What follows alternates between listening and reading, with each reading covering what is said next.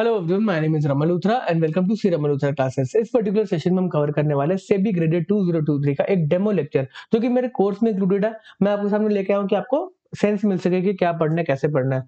तो अभी आपके सेबी ग्रेडेड के एग्जाम में एक पेपर है, पेपर 2, जिसका एक सब्जेक्ट है कंपनी सेट। कंपनी सेट के अंदर आपको बहुत ही डिटेल नॉलेज का रिक्वायरमेंट है, तो मेरे कोर्स के अंदर आपको डिटेल लेक्चर तो मिलेंगे ही मिलेंगे, और साथ ही साथ आपको रिविजन लेक्चर्स मिलेंगे, शॉर्ट रिविजन लेक्चर मिलेंगे, जिसका पर्पस है कि एग्जाम से पहले फटाफट इस सब्जेक्ट को कंप्लीट कर सके। तो इस लेक्चर सीरीज का नाम है तबाही लेक्चर सीरीज। तो आपको इसके ऊपर इस तबाही लेक्चर सीरीज के अंदर कंपनीज एक्ट के लेक्चर मिलेंगे रिवीजन वाले। तो वो कोर्स का जो लेक्चर है मैं आपके सामने लेकर आ रहा हूँ। मेरा इंट्रोडक्शन कंप्लीट होगा तो वो लेक्चर स्टार्ट हो जाएगा। अगर आपको कोर्स लेने में इंटरेस्टेड हो तो आपको सारे के सारे लिंक इस वीडियो के डिस्क्रिप्शन में चल जाएंगे। अभी डिस्काउंट चल रहा है, आप कोड यूज कर सकते हैं फ्लैश 20, आपको एडिशनल 20% डिस्काउंट मिल जाएगा। So okay, tata, bye bye. Hello everyone, welcome to our तबाही लेक्चर सीरीज। इस तबाही लेक्चर सीरीज का पर्पस है कि आप कंपनी सेट को बहुत ही जल्दी से प्रिपेयर कर सके, जल्दी से रिवाइज कर सके। आपके अगर मेन लेक्चर्स कंप्लीट है, आपने पूरा कंपनी सेट पढ़ रखा है, तभी ये वाला लेक्चर आपको हेल्प करेगा रिवाइज करने में फटाफट। सारी की सारी इंपॉर्टेंट बातें हर एक सेक्शन की यहाँ पे लिख दी गई है। सेक्शन नंबर्स को याद करना भी इंपॉर्टेंट है और उसके अंदर का मेन कॉन्टेंट याद करना भी इंपॉर्टेंट है। बात को स्टार्ट करते हैं। आज हम रिवाइज करने वाले chapter number 3, prospectus and allotment of security. आपको चैप्टर नंबर, चैप्टर का नाम याद होना चाहिए, क्योंकि इसी से फॉर्म नंबर्स डिराइव होते हैं। आप फिर फॉर्म्स क्या होते हैं सर? जो भी आरओसी पे फाइलिंग होती है, रजिस्ट्रार ऑफ कंपनी पे फाइलिंग होती है, कंपनी को अपनी इन्फॉर्मेशन गवर्नमेंट को बतानी होती है, तो गवर्नमेंट ने रजिस्ट्रार ऑफ कंपनी बता रखा है कि आप इसको इन्फॉर्मेशन दो, कोई भी देनी है। तो इस केस के अंदर फॉर्म्स फाइल किए जाते हैं। कंपनी फॉर्म अपनी इन्फॉर्मेशन लिख के भेजेगी, तो उस फॉर्म की स्टार्टिंग होती है इस चैप्टर की prospectus and allotment of security की। फॉर्म नंबर्स है पीएएस, इसी का शॉर्ट फॉर्म होगा ना चैप्टर का, PaaS, prospectus and allotment of security. ठीक है जी, हमें सारी बातें याद होनी चाहिए। तो हम सेक्शन को रिवाइज करना स्टार्ट करते हैं। ये बात स्टार्ट होती है सेक्शन नंबर 23 से, जिसके अंदर बात करेगी आपको पैसा रेज करना है। अगर आप पब्लिक कंपनी, आप कैसे पैसा रेज कर सकते हो, प्राइवेट कंपनी तो आप कैसे पैसा रेज कर सकते हो। पब्लिक कंपनी के लिए बोला कि आप प्रोस्पेक्टस से पैसा रेज कर सकते हो, पब्लिक से पैसा रेज कर सकते हो प्रोस्पेक्टस इशू करके, या आप प्राइवेट प्लेसमेंट कर सकते हो या प्राइवेट इशू कर सकते हो। वही प्राइवेट कंपनी को बोला आप प्राइवेट प्लेसमेंट कर रहे हो, आपका नाम ही प्राइवेट है, या तो आप right issue existing share holders को पैसा इशू कर सकते हो, शेयर इशू कर सकते हो। बट प्राइवेट कंपनी को मना कर दिया कि आप पब्लिक से पैसा प्रोस्पेक्टस के थ्रू रेस नहीं कर सकते। एक और बात इस सेक्शन में लिखी गई, पब्लिक कंपनी को परमिट करा गया कि आप फॉरेन स्टॉक एक्सचेंज, फॉरेन जो परमिसिबल जुडिक्शन है, फॉरेन जुडिक्शन है, वहां से भी पैसे को रेस कर सकते हैं। तो सेक्शन नंबर 23 हमें याद हो गया यहाँ पे, पब्लिक एंड प्राइवेट प्लेसमेंट वाला। Section number 24 most important section, section number important है, जिसके अंदर कंपनीज एक्ट ने सेबी को पावर दी। कंपनी सेट करे कि हाँ देखो, कंपनी सेट तो मेरा मैं बता रहा हूं, बट कुछ पर्टिकुलर चीजों के लिए मैं आपको पावर दे रहा हूं। तो सेबी को क्या पावर दी गई? सिर्फ दो बातों के लिए। Issue and transfer of security के लिए सेबी बोलेगा, उसकी बात मानी जाएगी। नॉन पेमेंट ऑफ डिविडेंड के रिस्पेक्ट में सेबी बोलेगा, उसकी बात मानी जाएगी, उसके पास पावर है। बाकी सारी पावर किसके पास है? Central government. सेंट्रल गवर्नमेंट मतलब ministry of corporate affairs. Section number याद करेंगे, क्या है इसका? Power of securities and exchange board of India to regulate issue and transfer of security. ठीक है जी। आगे भी बड़े सारे सेक्शन में थोड़ी थोड़ी बातों के लिए सेबी को पावर्स दी गई है, वो आपको याद करनी है। आगे और भी बातें आएगी। ठीक है। सेक्शन नंबर 25 में बोला गया document containing offer of securities for sale to be deemed prospectus. ये डीम्ड प्रोस्पेक्टस का मतलब क्या है? पहले हम समझते हैं प्रोस्पेक्टस क्या होता है। प्रोस्पेक्टस, एक कंपनी को अगर पैसा रेज करना है पब्लिक से, तो वो डॉक्यूमेंट लेकर आएगी और पब्लिक को बोलेगी ये पढ़ो मेरा डॉक्यूमेंट, ये सारे मेरे कंपनी के अफेयर्स है, देखो कितना पैसा है, मैंने कैसे क्या फाइनेंशियल है, इसके बेसिस पे मैं आगे क्या काम करने वाला हूँ, इसके बेसिस पे आप मुझे पैसा दे दो। अब कंपनी क्या करती है? कंपनी कहती है मेरे को पैसा रेज नहीं करना, मेरे को झंझट में नहीं डालना, क्या सेबी वेबी बीच में आ जाएगा, मैं चाहता हूं कि कोई और मेरे लिए पैसा रेज कर ले। तो इस केस के अंदर अगर आप किसी और के थ्रू पैसा रेज करा रहे हो, तो जो भी पैसा रेज कर रहा है एक्चुअल में, जो भी पब्लिक से पैसा ले रहा है, तो वो अगर कोई ऑफर डॉक्यूमेंट लेकर आएगा तो उसको भी प्रोस्पेक्टस मान लिया जाएगा। इसलिए बोला गया उसको हम डीम्ड प्रोस्पेक्टस मान लेंगे। इसका क्या मतलब है? अगर एक कंपनी को पैसा चाहिए, वो डायरेक्टली प्रोस्पेक्टस से इशू कर सकता है, वो ऐसा नहीं करना चाहता तो कह रहे एक मीडिएटर आ जाए बीच में, तो मीडिएटर जी मैं आपको अपने शेयर दे रहा हूं। अब यहाँ पे डीम्ड प्रोस्पेक्टस कब मान जाएगा? एक कंपनी कह रही है कि मेरे को टेंशन नहीं लेनी, कोई डीम्ड प्रोस्पेक्टस का भी चक्कर नहीं डालना, मैं आपको ये शेयर दे रहा हूं, मैं आपको ये शेयर दे दूं, कंसिडरेशन दे दो। यहाँ पर दो बातें इंपॉर्टेंट है। कंसिडरेशन आप मेरे को दे दो, मैंने आपको शेयर दिया, आप मेरे को करोड़ रुपए दे दो, जो भी उसकी वैल्यू थी आप मेरे को पैसे दे दो, और आगे जो शेयर्स आपको करना करो। आपको पब्लिक को देना पब्लिक को दो, आपको नहीं देना खुद रखना खुद रखो, आपकी मर्जी, मेरे को पैसा मिल गया मैं बिजनेस करूंगा। तो डीम्ड प्रोस्पेक्टस में दो बातें इंपॉर्टेंट है। अगर पहली बात, मेरे को कंसिडरेशन मिल गया, देखो जी मैंने एक इंटरमीडिएट को मतलब शेयर्स बेचे, उसने मेरे को पैसा दे दिया। अगर उसने विद इन 6 मंथ्स ये शेयर को पब्लिक ऑफर कर दिया, तो ये हमेशा डीम्ड प्रोस्पेक्टस है। उसने पब्लिक ऑफर किया, जो भी डॉक्यूमेंट से पैसे मांगे गए उस पे प्रोस्पेक्टस की बातें लग जाएंगी, ये पूरा चैप्टर अप्लाई हो जाएगा। जो भी उसको यहाँ पे इन्फॉर्मेशन मांगी गई कंपनी चैट पे, वो उसको देनी पड़ेगी। साथ में उसको अगर कुछ गलत करेगा तो फिर पेनल्टीज, जेल वेल वगैरह सब लगेगी सेक्शन के अलावा। लॉ है ना हमारा ये, ठीक है जी। तो एक बात आई, कंसिडरेशन दे दी थी, कंसिडरेशन मिल गई हमें शेयर्स की, और उसने विद इन 6 मंथ अगर पब्लिक से पैसा मांग लिया, तो जो भी डॉक्यूमेंट्स दिया जाएगा इंटरमीडिएट के द्वारा वो एक डीम्ड प्रोस्पेक्टस है। ऑन द अदर हैंड, अगर कंसिडरेशन नहीं दी, मैंने शेयर उसको दे दिया, कोई पैसा नहीं लिया, मैं करूँ 2 साल बाद आप पब्लिक मेरे को पैसा दे देना, अगर उसने पब्लिक से पैसा ले लिया विदाउट कंसिडरेशन, मतलब मेरे को कोई कंसिडरेशन नहीं मिली मेन कंपनी को, तो उस केस के अंदर 6 महीने वाली बात नहीं अप्लाई होगी। आपने कोई कंसिडरेशन नहीं ली, मतलब आपको हमेशा पब्लिक से ही पैसा रेज करना था। जो इंटरमीडिएट वो बस आपके शेयर्स होल्ड करके बैठा है without paying anything to you main company. तो इस केस में ईच एंड एवरी केस के अंदर ये डीम्ड प्रोस्पेक्टस है। लॉजिक समझ में आता है। मैंने सिर्फ बीच में एक बंदे को बिठा दिया, उसको मैंने कहा भाई शेयर्स पकड़, तू 2 साल बाद पब्लिक से पैसा ले लियो। तो जो भी डॉक्यूमेंट्स इश्यू होगा, जो भी डॉक्यूमेंट्स के थ्रू पब्लिक से पैसा मांगा जाएगा, उस पर प्रोस्पेक्टस का चैप्टर अप्लाई हो जाएगा। लॉजिक समझ में आता है? ठीक है जी, पढ़ते हैं। इसमें क्या लिखा है, shares allotted with in 6 months, 6 month में अलॉटमेंट होगी, कंसिडरेशन की कोई बात ही नहीं है, हमेशा डीम्ड प्रोस्पेक्टस है अगर 6 महीने के अंदर अंदर अलॉटमेंट होगी। बट अगर शेयर्स अलॉटमेंट नहीं हुई विद इन 6 मंथ्स और फुल कंसिडरेशन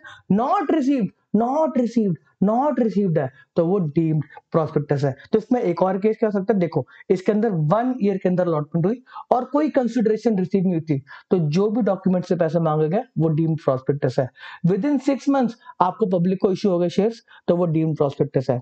एक केस क्या हो सकता है, आपको फुल कंसिडरेशन रिसीव हो गई, फुल कंसिडरेशन मेरे को पैसा मिल गया कंपनी को, और 6 मंथ्स के बाद पब्लिक को शेयर इश्यू करे, इंटरमीडिएट जो बीच का बंदा था उसने 6 मंथ्स के बाद इश्यू करे, तो तब वो डीम्ड प्रोस्पेक्टस नहीं है, तब वो नहीं माना जाएगा, तब कोई शेयर कोई मतलब चैप्टर अप्लाई नहीं करेगा, तब अपनी मर्जी से पैसा रेज कर ले।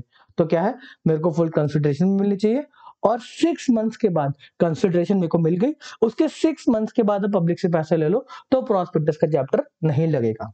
बात समझ आती है? ठीक है जी। सर मैं बात में आ गई नहीं आएगी तो हम फुल लेक्चर देखेंगे, ठीक है। पर्सन इशूइंग डीम प्रोस्पेक्टस, जो पर्सन इशू कर रहा है, जो भी मतलब डॉक्यूमेंट इशू कर रहा है, वो कंपनी भी हो सकती है, फर्म भी हो सकता है। देखो कंपनी ही मतलब पब्लिक को इशू कर सकता है, बट तो बीच में इंटरमीडिएट आ गया ना, इंटरमीडिएट तो कंपनी भी हो सकता है, फर्म भी हो सकता है। तो उस केस में बोला कि जो भी मतलब इशू करेगा उसके अंदर अगर कंपनी है जो इशू कर रहा है, तो उसके एटलीस्ट 2 डायरेक्टर साइन करेंगे। अगर कोई फर्म है तो एटलीस्ट हाफ पार्टनर साइन करेंगे, 1/2 पार्टनर साइन करेंगे। बात समझ आती है? 10 पार्टनर है तो पार्टनर साइन करेंगे ही करेंगे। ओके जी। Section number 26, matter to be stated in prospectus. Prospectus जो ऑफर डॉक्यूमेंट आप लेकर आ रहे हो उसके अंदर क्या क्या लिखना है वो सारी बातें, उसमें बड़ी सारी बातें होती है, बट मेन इंपॉर्टेंट बात क्या है, प्रोस्पेक्टस डेटेड होगा, साइंड होगा, और इन्फॉर्मेशन जो भी सेबी मांग रहा है वो डालेंगे। प्रोस्पेक्टस की validity most important, 90 days from the date of delivery to ROC. जब आपने गवर्नमेंट को इन्फॉर्मेशन दे दी कि भाई ये मेरा प्रोस्पेक्टस है, डिलीवरी होगी, उसके 90 डेज के अंदर अंदर आपको पैसा मांगना पड़ेगा, तब तक वैलिड है प्रोस्पेक्टस। ठीक है जी। अगर कोई आपका कॉन्ट्रावेंशन रहा तो उस केस में आप कंपनी को पेनल्टी लगेगी, मिनिमम 50,000 मैक्सिमम 3 लाख तक। जो भी officer, every person who is knowingly a party, जिसने गलती करी इसके अंदर, जो भी मैटर्स लिखने थे वो नहीं लिखे, गलत लिख दिए, तो उस केस के अंदर 50,000 उस पर्सन को भी पेनल्टी लग सकती है, मैक्सिमम 3 लाख तक। सेक्शन नंबर 27 पढ़ेंगे, variation in terms of contract. Variation in terms, आपने पैसा लिया किसी चीज के लिए और आप वो पैसे को किसी और चीज के लिए यूज कर रहे हो, जो भी कॉन्ट्रैक्ट है ना प्रोस्पेक्टस कि हम इस चीज के लिए आपके पैसे को यूज करने वाले हैं, अगर उस टर्म्स में कोई चेंज आ रहा है तो क्या हो सकता है, पहली बात हो सकता है उसका प्रोसीजर क्या होगा। तो पहली बात, वेरिएशन अलाउड है, कंपनी है कोई बिजनेस चेंज आ गया तो वेरिएशन अलाउड है, बट स्पेशल रेजोल्यूशन पास कराओ, मेंबर्स है उनसे परमिशन लो। स्पेशल रेजोल्यूशन का मतलब 3/4 बंदे ओके करने चाहिए, ठीक है। Company raise money through issue of prospectus is not allowed to invest in other listed company. क्या बोला, एक कंपनी ने पैसे को रेज किया पब्लिक से और उस कंपनी ने किसी और कंपनी के शेयर्स में इन्वेस्ट कर दिया जो कि एक पब्लिक लिस्टेड कंपनी है, तो मतलब ये क्या मतलब हुआ? अगर उसी लिस्टेड कंपनी को पैसे देने थे, तो वही लिस्टेड कंपनी ऑटोमैटिकली पब्लिक से पैसे रेज़ कर लेती। आपने ऐसे रूट क्यों करे पैसे? मैंने पब्लिक से शेयर्स पब्लिक को पे शेयर इश्यू करे, उनसे पैसा लिया और दूसरी लिस्टेड कंपनी में पैसा इन्वेस्ट कर दिया, जो कि गलत है, फंडामेंटली रॉन्ग है। पैसा चला गया उस कंपनी के पास, वो कंपनी लिस्टेड है, तो उसको डायरेक्टली रेज़ करना था ना, मेरे से क्यों पैसे लिए? उसके फाइनेंशियल्स को चेक करना था, मेरे फाइनेंशियल्स क्यों चेक किए गए? लॉजिक समझ में आता है? ठीक है जी। Dissenting shareholders, variation in terms of contract आ रहा है, मतलब कॉन्ट्रैक्ट चेंज हो रहा है, शेयर होल्डर कह रहा है हमें नहीं समझ में आया, हमें नहीं करना ये कॉन्ट्रैक्ट में चेंज नहीं आना चाहिए, तो उनको आपको बाहर जाने का मौका देना है, मतलब उन्होंने जो भी पैसे दिए उनको वापस करो। एग्जिट प्राइस उनको दिया जाएगा, एग्जिट ऑफर दिया जाएगा। एग्जिट प्राइस कौन बताएगा? वो सेबी से कंसल्टेशन के बाद जो सेबी के रूल्स एंड रेगुलेशन है उसको देखते हुए एग्जिट प्राइस डिसाइड होगा कि कितने पे आप छोड़ सकते हो, आपको कंपनी से वापस शेयर दे दिए जाएंगे। ठीक है। Variation in terms of contract है, तो उसके अंदर कौन सा फॉर्म फाइल होता है? PAS1, मोस्ट इंपॉर्टेंट चीज।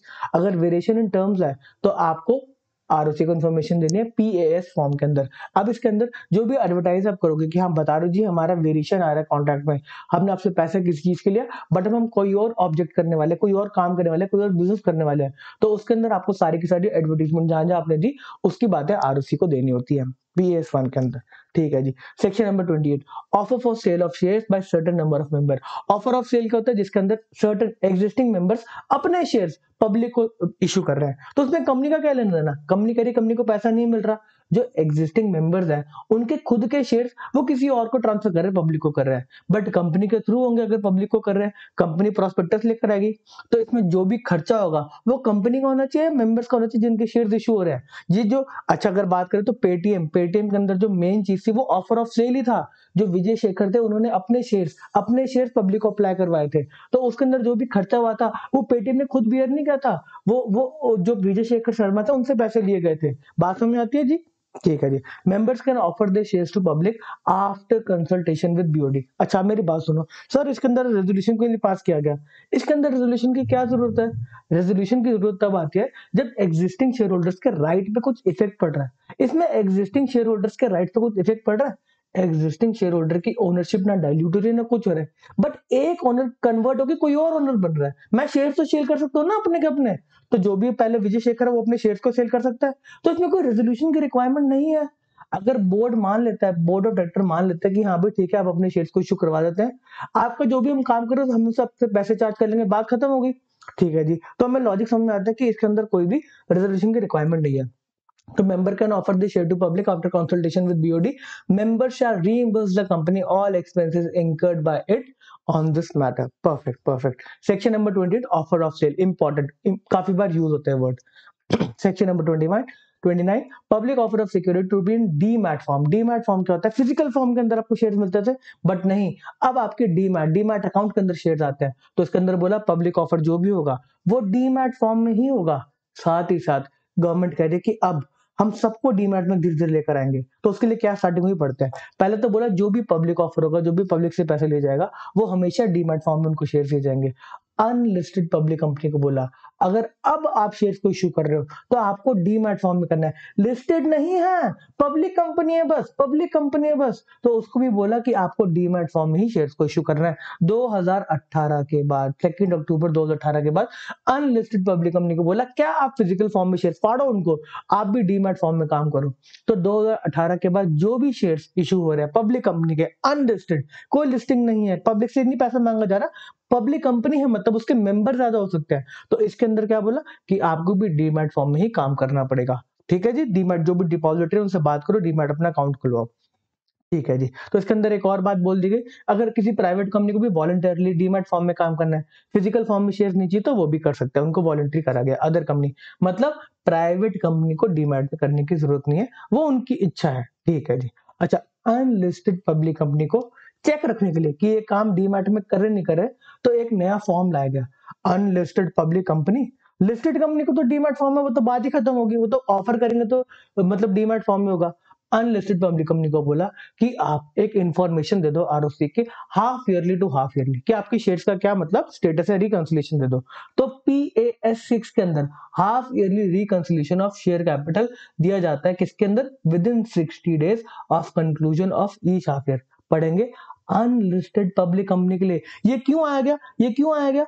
कि हमें पता है कि ट्रांजिशन हो रहा है, ये अनलिस्टेड पब्लिक कंपनी, क्या पता माने ना माने, उसको हमें मनवाना है, तो ये चेक रखने के लिए आया गया कि PAS6 के अंदर आप फाइलिंग करते रहो, आपके शेयर्स का रिकंसिलिएशन, कितने शेयर इशू है, कितने आपने ट्रांसफर किए, तो वो सारी की सारी डिटेल्स रहेंगी। ठीक है जी, तो ये अनलिस्टेड पब्लिक कंपनी के लिए ही आया गया PAS6, ना इसके अंदर कोई पब्लिक ऑफर की कोई बात ही नहीं है, सिर्फ अनलिस्टेड पब्लिक कंपनी के लिए आया गया। 2 अक्टूबर 2018 इंपॉर्टेंट डेट।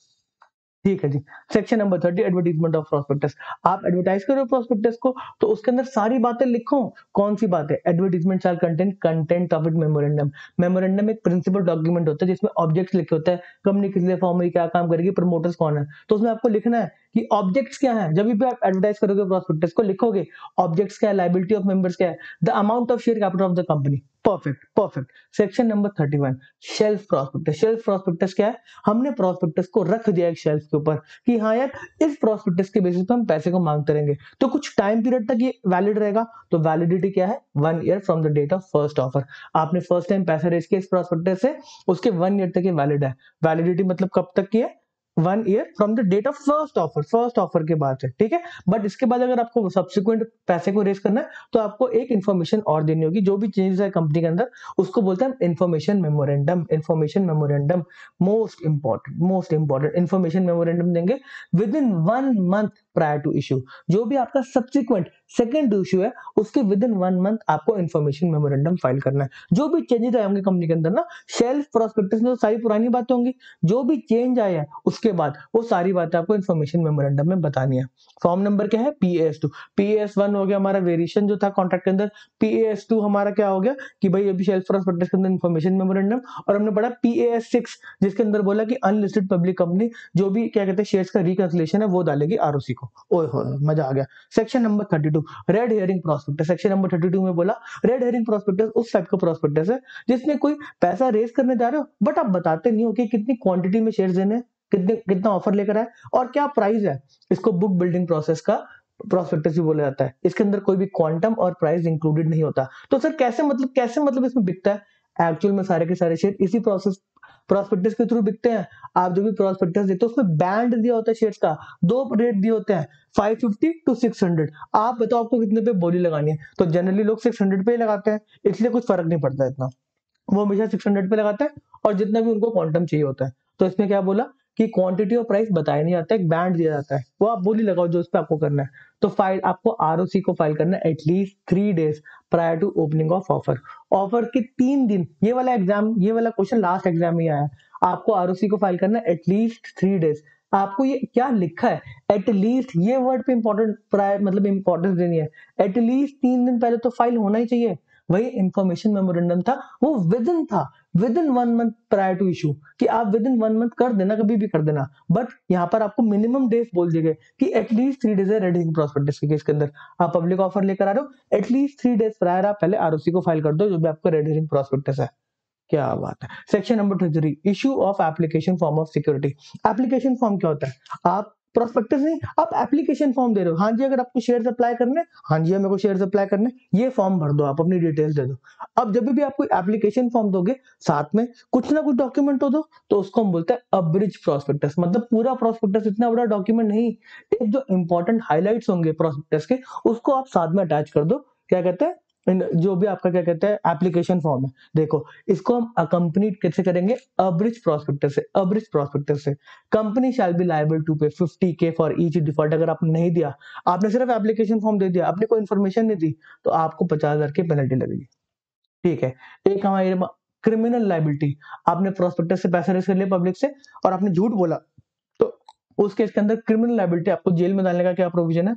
तो जो भी आपकी जेल के प्रोविजन आता है वो सेक्शन नंबर 447 कंपनीज एक्ट में, जहां पर भी जेल में डालना होता है वो कहते हैं 447 सेक्शन में चले जाओ, वहां पे जेल वाली बात लिखी हुई है। तो क्या बोला? अगर आपने फ्रॉड किया लेस देन 10 लाख और 1% ऑफ द टर्नओवर, तो उसके अंदर आपको फाइन हो सकता है 50 लाख का, एंड और आपको जेल हो सकती है 5 इयर्स की। ये डिपेंड करता है जो भी ऑफिसर आपको असेस कर रहा है उसकी मर्जी है, क्या पता आपको जेल में डाल दे, क्या पता ना डाले, क्या पता सिर्फ फाइन लगाए, क्या पता दोनों लगा दे। ठीक है जी। तो आपका अगर फ्रॉड है 10 लाख रुपीस तक और 1% ऑफ टर्नओवर, लेस देन की बात हो रही है, विच एवर इज लेस, अगर इतना आपका फ्रॉड है तो आपको 50 लाख तक का फाइन या आपको जेल हो सकती है 5 साल तक की, दोनों भी हो सकते हैं। अगर आपका फ्रॉड ज्यादा है 10 लाख से और 1% ऑफ द टर्नओवर, तो उस केस के अंदर मिनिमम जो भी आपका अमाउंट ऑफ फ्रॉड है उतना आपको फाइन होगा, मैक्सिमम फ्रॉड 3 टाइम्स हो सकता है और जेल होगी ही होगी, मिनिमम 6 महीने की जेल और मैक्सिमम 10 इयर्स की जेल। अगर पब्लिक इंटरेस्ट इन्वॉल्व, उसके अंदर पब्लिक इंटरेस्ट इन्वॉल्व आ गया, फ्रॉड किया आपने, तो फाइन कितना होगा, पैसा कितने जाएंगे, मिनिमम अमाउंट ऑफ फ्रॉड तो आपकी पेनल्टी लगेगी 3 टाइम्स भी लग सकती है आपकी, जो भी आपने फ्रॉड किया उसके 3 टाइम्स तक की पेनल्टी, एंड जेल जाना जरूरी है। यहाँ पर 6 महीने की जगह आपको जेल जाना पड़ेगा मिनिमम 3 इयर्स के लिए, 3 इयर्स के लिए, 10 इयर्स तक जो कि एक्सटेंड हो सकता है। सर ये 1% और 10 लाख वाली बात थोड़ी थोड़ी क्लियर नहीं हो रही। अगर आपकी कंपनी का टर्नओवर है 10 करोड़ रुपए, 10 करोड़, 10 सीआर है, तो 10 सीआर का 1% क्या होता है, 10 लाख, 10 लाख होता है ना, 10 लाख होता है। तो अगर आपकी कंपनी का टर्नओवर 5 करोड़ है, 5 करोड़ मान के चलते हैं, आपका सीन बनाते हैं 5 करोड़ रुपीस का आपका टर्नओवर है, और आपकी कंपनी ने जो फ्रॉड किया, जो इसका भी फ्रॉड हुआ, उसने 7 लाख का फ्रॉड किया, 7 लाख का फ्रॉड किया, तो 5 करोड़ का 1% कितना होता है, 5 लाख, 5 लाख होता है जी, 5 लाख होता है। तो इस केस के अंदर जो फ्रॉड है वो 7 लाख है, बट वो कौन से सेक्शन में चला जाएगा, ये 1% से ज्यादा है, यहाँ पर 10 लाख की बात नहीं मानी जाएगी। यहाँ पर आपका 5 करोड़ का 1% हुआ 5 लाख, तो इस केस के अंदर किस पार्ट, इस वाले सेक्शन में चला जाएगा, फ्रॉड इज इक्वल टू और more than 1% of the turnover. बात समझ में आती है। तो जहां पर भी आपके क्वेश्चन में 10 करोड़ तक की लिमिट होगी, तो उस केस के अंदर आप फर्स्ट केस में आ सकते हैं, अगर आपका फ्रॉड 10 लाख तक है। ये 10 करोड़ कैसे निकाला मैंने, 1% मतलब 10 लाख को डिवाइड कर दिया 1% से, तो 10 करोड़ निकल कर आ गया। अगर आपका 10 करोड़ से नीचे का टर्नओवर है, तभी आपकी ये 1% वाली बात अप्लाई होगी। तो थोड़ा सा जल्दी थोड़ा सा एक और केस ले ले। अगर आपका क्या कहते हैं टर्नओवर है 15 करोड़ का, 15 करोड़ का टर्नओवर है, तो उस केस के अंदर अगर आपने फ्रॉड कर दिया 12 लाख का, तो इस केस के अंदर क्या होगा, हम फर्स्ट सेक्शन को पढ़ते हैं। फर्स्ट सेक्शन में लिखा है फ्रॉड कितना है, 10 लाख और 1% of turnover which ever is less. तो इसके अंदर हमारा 15 करोड़ का 1% हो गया 15 लाख, 15 लाख और 10 lakh which ever is less, तो इसके अंदर हमेशा क्या आएगा, 10 लाख ही आएगा। 10 लाख से ऊपर का अगर फ्रॉड कर दिया तो आपको इस वाले सेक्शन में आना पड़ेगा, इस वाले सेकंड पार्ट में आना पड़ेगा। यहाँ पर आपका कितने का फ्रॉड हुआ था, 12 लाख का फ्रॉड हुआ था, तब आपको भी जेल मैंडेटरी होगी, जेल मैंडेटरी होगी। क्या बात है, क्या बात है, क्या बात है। ठीक है जी, लॉजिक थोड़ा थोड़ा समझ में आता है। एक और सर, एक और कोई बढ़िया सा केस ले लो। आपका क्या कहते हैं टर्नओवर है 7 लाख का, 7 लाख का हमारा टर्नओवर, 7 करोड़ का टर्नओवर है, तो और आपने जो भी फ्रॉड किया वो कितने का किया, फ्रॉड आपने किया 5 लाख रुपीस का, तो इस केस के अंदर 1% कितना होगा, 7 करोड़ का, 7 लाख तक का फ्रॉड अगर आपने किया तो आपको फर्स्ट केस में रखेंगे। आपका फ्रॉड का अमाउंट था 5 लाख, तो आप फर्स्ट केस में ही रहोगे, फर्स्ट केस में ही रहोगे। यहाँ पर आपको क्या पता जेल हो ना हो, थोड़ा सा कंफ्यूजिंग लग रहा है, फिर से देखेंगे पढ़ के, ठीक है, फिर से कर लो, वापस देख लो। ये क्रिमिनल लाइबिलिटी की बात है। अब आएगी सिविल लाइबिलिटी की बात। सिविल लाइबिलिटी के अंदर जो भी गलती अगर उसके पैसे भरवाएंगे आपसे, every person, director, promoter, authoriser of prospectus, expert under section 26 shall be liable to pay compensation. जिसको भी पैसा नुकसान हुआ आपकी वजह से, क्रिमिनल लाइबिलिटी जेल में तो डाल दिया गया, आपसे आपसे पैसे ले लिए गए, बट अब जिसको भी नुकसान हुआ आपकी वजह से, आपको भरपाई करनी पड़ेगी। Every person, director, promoter, authoriser of prospectus liable to pay compensation to every person who has sustained such loss or damages. Every person, director, promoter, authorizer, prospector, expert under section not, अच्छा उसको हम कहेंगे आप liable नहीं हो। Director, promoter, आपने time से अगर कोई स्टेप्स उठा लिए तो हम आपसे पैसे नहीं दिलवाएंगे। अगर आपने विड्रॉ कर लिया अपनी कॉन्सेंट की, मैं नहीं कह रहा प्रोस्पेक्टस गलत प्रोस्पेक्टस है, मैं अपनी कॉन्सेंट को विड्रॉ कर रहा हूँ और पैसे रेज करके प्रोस्पेक्टस इशू किया गया विदाउट, आपको नॉलेज ही नहीं थी, the prospectus was issued that without any knowledge और कॉन्सेंट। क्या बात है। तो सिविल लाइबिलिटी के लिए जो भी डायरेक्टर है, मिस स्टेटमेंट हुआ प्रोस्पेक्टस में, तो आपको लॉस की भरपाई करनी पड़ेगी, जिस भी बंदे को लॉस हुआ।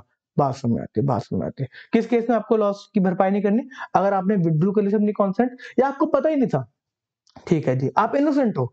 ठीक है, question number section number 36, punishment for fraudulently inducing person to invest money. किसी ने बोला हाँ हाँ शेयर ले लो, बढ़िया शेयर है, उसको पता था गलत है शेयर, शेयर के अंदर कुछ मतलब दम नहीं है, कंपनी मतलब इनसॉल्वेंट होने वाली है, कंपनी के पास कोई काम नहीं है, कह रहे नहीं नहीं शेयर ले लो, शेयर ले लो, तो उसके अंदर any person who either knowingly और रेकलेसली मेक एनी स्टेटमेंट, उसको बोलेंगे भाई हम आपको जेल में डालेंगे। ठीक है जी। Promise of forecast which is false, deceptive, misleading और deliberately conceals any material fact, तो उसमें shall be liable to pay compensation to every person who has sustained such loss. जिसको भी लॉस हो उसको भरपाई करनी पड़ेगी। अगर आपने बोला कि हाँ भाई ये शेयर ले लो, आओ ये आपको पैसा ही पैसा होगा, तो उसमें आपको मतलब अगर आप प्रूव कर सके उसने ऐसा कुछ बोला है, तो उस केस में उसको क्या कहता है, आपको देना पड़ेगा कॉम्पनसेशन, जो भी आपको लॉस हुआ। और उस बंदे को क्या करेंगे, 447 सेक्शन चले जाओ, जेल डाल दो, जेल डाल दो। ये बात हम पढ़ के आ चुके हैं, 447 सेक्शन में उसको जेल हो जाएगी। ठीक है। Action by affected person, suit में बी फाइल्ड। ऊपर सेक्शन 34 35 हमने 36 पढ़े ना। 34 के अंदर क्या बोला था, क्रिमिनल लायबिलिटी। 35 में सिविल लायबिलिटी। 36 में punishment for fraudulently inducing any person to invest money. अब बोला एक्शन ले सकता है कोई भी पर्सन इस तीनों सेक्शन के अंदर। जिसको भी दिक्कत है वो इन तीनों सेक्शन में जाके बोल सकता है, भाई भाई केस लड़ो मेरा। सूट में be filed in section 34 35 36 by any person affected by any misleading statement in the prospectus. बोलेगा इसको जेल में डालो, इससे मेरे को पैसे कॉम्पनसेशन दिलवाओ। ठीक है जी, मैं जाके सूट डाल दूंगा, इससे मेरे को बोला पैसे इन्वेस्ट कर और मेरे पैसे डूब गए। इसको पता था ये गलत काम कर रहा था। सेक्शन नंबर 38 पनिशमेंट फॉर पर्सोनेशन और फॉर एक्विजिशन। आप किसी और का नाम लेके शेयर लेने जा रहे हो, आपको इस कंपनी में शेयर चाहिए। आपको नायका कंपनी में याद है ना, नायका कंपनी का जो हुआ था कि मेरे को शेयर सही चाहिए, मैं किसी और कंपनी से किसी और के नाम से अप्लाई कर दूं, मैं 4-5 लोगों के नाम से अप्लाई कर दूं, मैं किसी मतलब वो बंदा है ही नहीं उसके नाम से अप्लाई कर दूं कि भाई शेयर्स मिल जाए कैसे भी करके। तो उसमें बोला अगर आपने एप्लीकेशन डाला फिक्टिशियस नेम में, मल्टीपल एप्लीकेशन डाले अपने कंपनी के अंदर डिफरेंट नेम से, आपने किसी और इंड्यूस करा कंपनी को कि शेयर्स मेरे को दे दो नहीं तो मैं देख लूंगा, तो उस केस के अंदर आपको पनिशमेंट होगी। सर पनिशमेंट यहाँ पे 447 में होनी चाहिए, इसको डालो जेल के अंदर। वेरी गुड वेरी गुड, क्या बात है, आपको तो पूरा लॉ समझ में आ गया। क्या बात है क्या बात है। Section number 39 allotment of securities by company. अब शेयर आ गए, शेयर्स का अलॉटमेंट भी तो करना है ना, पैसे ले लिया अलॉटमेंट कब करोगे। तो अलॉटमेंट के लिए क्या बोला कंपनीज एक्ट ने, बोला सबसे पहली बात कि आपको 5% मिनिमम नॉमिनल अमाउंट का पैसा एप्लीकेशन पे मिलेगा, तभी अलॉटमेंट करोगे। इससे कम पैसा नहीं ले सकते। आपका 100 रुपए का शेयर है तो नॉमिनल अमाउंट 100 रुपए होगी, इसको आप 5% 5 रुपीज लोगे लोगे। अच्छा, नॉमिनल अमाउंट और मार्केट प्राइस फर्क होता है। जनरली जो नॉमिनल अमाउंट होता है वो 10 रुपीज होता है शेयर का, और वो मार्केट प्राइस कुछ भी हो सकता है, 50,000 भी हो सकता है। बात समझ में आती है। तो इस केस के अंदर जो कंपनी सेट कहता है वो क्या कहता है, आपको 5% शेयर लेना है नॉमिनल अमाउंट का। इस केस के अंदर सेबी कुछ और कहता है, वो हम पढ़ेंगे आईसीडीआर रूल्स के अंदर, उसका स्पेसिफिक लेक्चर आएगा। छोड़ देते हैं, अभी हम सिर्फ कंपनी सेट की बात करेंगे। तो उन्होंने बोला मिनिमम अमाउंट कितना चाहिए एप्लीकेशन का, 5% of nominal amount. Money to be return within 15 days. अगर आपने अलॉटमेंट नहीं करा, अगर सबसे पहली बात आपको पैसा नहीं मिला तो आप 15 डेज के अंदर रिटर्न कर दो। अगर आप फिर उसके बाद आपको रिटर्न ऑफ अलॉटमेंट, रिटर्न मतलब इंफॉर्मेशन ऑफ अलॉटमेंट, ये आप आरओसी को फाइल करोगे। अगर आपने अलॉटमेंट कर दी तो विद इन 30 डेज आपको PAS3 के अंदर अलॉटमेंट की डिटेल्स डालना, मैंने इस बंदे को शेयर्स का अलॉटमेंट किया है। बात में आती है, इसको बोलते हैं हम रिटर्न ऑफ अलॉटमेंट। पैसे वापस नहीं कर रहे, डिटेल्स डाल रहे इसके अंदर। ठीक है जी, बात में आती है। ओके जी। Security to be dealt within stock exchange, important section number, ये सेक्शन नंबर है सारे के सारे, सेक्शन नंबर 40 है, कोई नंबरिंग थोड़ी है ये। ठीक है, सेक्शन नंबर 40 में लिखा है security to be dealt within stock exchange. आपको स्टॉक एक्सचेंज अलग है, सेबी अलग है, स्टॉक एक्सचेंज अलग है, BSE NSE, उनके पास जाओ, आप उनसे आके इन्फॉर्मेशन उनको बोलो कि हाँ हमें आपके स्टॉक एक्सचेंज में लिस्टिंग करानी है, वो आपको डेट देंगे। आपको डेट मिलेगी तभी आप शेयर्स को लिस्ट कर सकते हो, तभी आप काम कर सकते हो। ये वाला, every company making public offer shall before making such offer make an application to one और more recognised stock exchange. Stock exchange होगा तभी तो आपकी लिस्टिंग हो पाएगी ना। तो उसके अंदर आप अगर आपने काम में गलती करी तो उसके अंदर कंपनी को फाइन लगेगा 5 लाख, 5 लाख टू लेके मैक्सिमम 50 लाख तक। एवरी ऑफिसर उस दिन डिफॉल्ट उसको 50,000 से लेके 3 लाख तक का फाइन लग सकता है। एक आया सेक्शन नंबर 41, इसके बाद लास्ट सेक्शन है 42, और हमने पूरा का पूरा चैप्टर रिवाइज कर लिया। सेक्शन नंबर 41 के अंदर है ग्लोबल डिपॉजिटरी रिसिप्ट।